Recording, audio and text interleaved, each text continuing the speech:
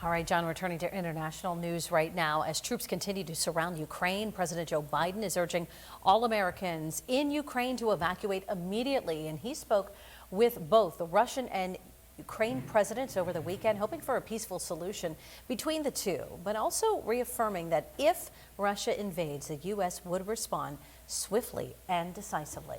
Our Washington, D.C. correspondent Rachel Knapp joins us now live from the U.S. Capitol. And Rachel, you've talked with several of our congressional members. What do they have to say about this situation?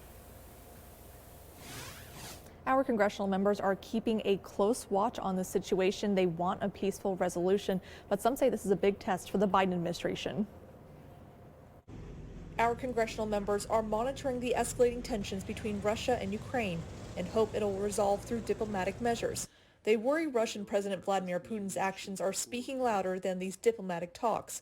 But Senators Kirsten Gillibrand and Bob Casey tell me they're confident the U.S. and international community will work together to defuse the tension. President Biden is trying to work with our allies multilaterally to create stability in the region and to try to convince Russia that a kinetic action in Ukraine would be a mistake. If Vladimir Putin carries this to the next step and invades Ukraine, the kind of bipartisan crushing financial sanctions that so many of us have supported have to be brought to bear to make it clear to him that when he takes that kind of offensive action, the international community is going to take steps to deal with it, and the United States is not going to stand by and allow it to happen. Representatives Glenn Thompson and Fred Keller are criticizing Biden's handling on this situation.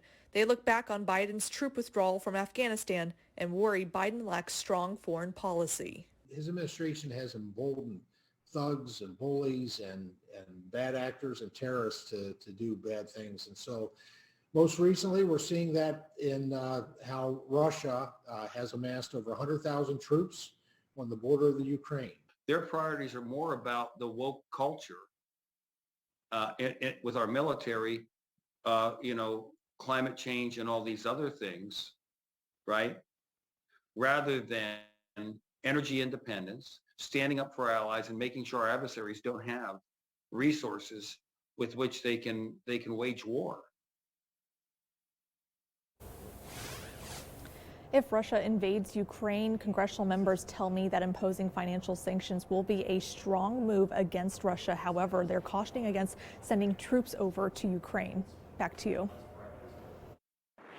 Rachel, a renewed push is underway to fix the revolving door of New York's criminal justice system. As Justin Gould with our news partner WNY News Now reports, that effort is being highlighted along with real-life examples of the broken system by law enforcement leaders in Chautauqua County.